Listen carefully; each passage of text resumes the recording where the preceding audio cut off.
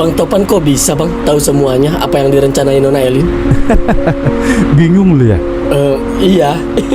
Jadi, gue dari dulu tuh emang deket sama sopir Nona Elin. Tahu kan lu? Papa Eri? Bukan. Yang satunya lagi. Oh, iya. Tahu. Cuman saya lupa namanya. Nah, iya. Dia namanya si Geo. Biasanya sih kita panggil G gitulah. Nah, gue tuh emang akrab sama dia. Dari gue masih gabung di keluarga mafia sampai sekarang pun dia sering ngabarin gue. Masih kabar apa aja lah pokoknya. Apalagi kalau menyangkut nyawa gue. Oh, ya pantesan kalau gitu. Bingung saya. Akhirnya semua yang ditakuti Robi terbongkar dengan sendirinya. Robi yang sangat kesal saat itu. Dalam hati Robi, kok dia bisa tahu rencana gua? Namun Robi tidak tahu mau berbuat apa-apa. Dia hanya menelpon Nona Elin untuk berhenti bekerja dengannya. Nona Elin yang mendengar Robi mau berhenti bekerja. Dia sangat kebingungan, tapi itu maunya Robi. Nona Elin pun menyetujuinya. Robi pun berpamitan ke Nona Elin. Rencana Robi ingin menemui Topan dan meminta maaf atas segala yang diperbuat. Akhirnya, Topan dan Robi bertemu. Robi sangat malu kepada Topan karena dia tega menusuk Topan dari belakang. Namun Topan tidak memikirkan itu semua. Topan hanya minta kepada Robi jangan diulangi lagi. Lalu Topan mengajak Robi untuk bertemu Nona Elin sekalian menyelesaikan masalah dia ini. Setelah Topan menerima surat itu, akhirnya Topan pergi tanpa ngomong apa-apa. Malam pun tiba, di saat si Dot udah mulai tidur, Topan langsung membaca surat dari Nona Elin itu. Surat itu berisi tentang cinta Nona Elin kepada Topan. Tapi sayangnya, cinta Topan tidak bisa berubah. Topan tidak menanggapi cinta dari Nona Elin. Nona Elin sangat kecewa kepada Topan. Nona Elin langsung meminta ke bodyguardnya untuk diantar ke bandara. Nona Elin mau pergi ke Jepang untuk melupakan Topan. Robi yang saat itu kesedihan karena Robi tidak bekerja lagi di Nona Elin. Tapi Peot dan Kona terus menekan Robi. Robi yang saat itu semakin bersalah.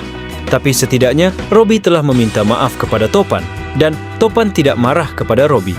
Tidak cukup sampai di situ, Topan yang sudah menemukan rumah impiannya kini diteror sama mantannya, Nona Elin. Mantannya Nona Elin mengira Topan yang telah menyembunyikan Nona Elin. Di sini, masalah baru pun muncul. Topa yang diteror sama mantannya. Nona Elin sangat marah. Topan memutuskan untuk membalas dendam. Topan mengajak Robi Cona dan Peot untuk membalas dendam ke mantan pacarnya, Nona Elin. Mereka menyusun rencana, sedangkan Topan sedang memanggil bodyguardnya. Singkat cerita semua sudah terkumpul, mereka langsung mencari mantan pacarnya Elin. Mereka pun berangkat. Setelah mereka bertemu dengan mantan pacarnya, Nona Elin, mereka pun bertarung. Tapi sayangnya di sini Topan tidak mampu melawan mantan pacarnya Nona Elin, dikarenakan jumlah pasukannya terlalu banyak. Robi sangat marah.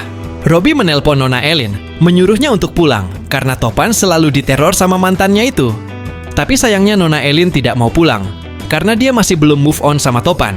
Tapi di sini Robi terus memaksa Nona Elin untuk segera pulang. Kalau tidak, Topan akan bakalan jadi tumbal, karena dikeroyok sama mantannya itu.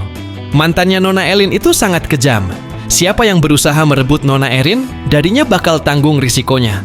Sebab itulah Topan tidak mau bersama Nona Elin dan memutuskan untuk menolak Nona Elin secara mentah. Tapi walaupun Topan tidak bersama Nona Elin, Topan tetap diteror. Dikarenakan Nona Elin tidak ada di rumahnya, mantannya itu dikira Nona Elin disembunyikan sama Topan, makanya Topan terus diteror.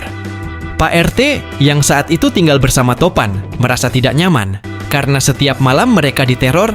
Pak RT pun memutuskan untuk melaporkan kejadian tersebut ke pihak yang berwajib. Polisi pun segera menangani peristiwa tersebut. Tapi di sini polisi juga tidak sanggup untuk menangani peristiwa tersebut dikarenakan jumlah bodyguardnya.